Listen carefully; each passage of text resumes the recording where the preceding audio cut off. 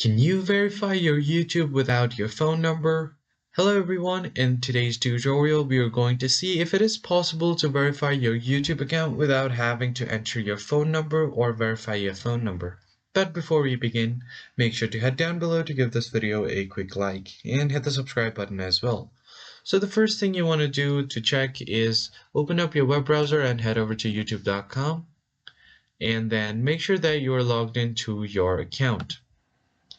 Alright, so once you are logged into your YouTube, all you need to do is tap on your profile icon at the top right corner, and then from here you're just going to head over to your YouTube studio.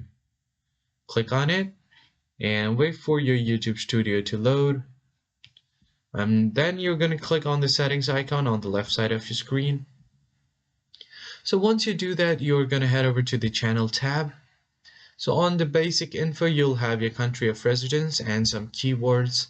Now you just want to head over to your advanced settings, and after that you just click on feature eligibility. So the first one is the standard feature, which is already enabled, and the second one is your features where you have to verify your phone number. So if you don't verify your phone number here, you won't be able to access the intermediate features.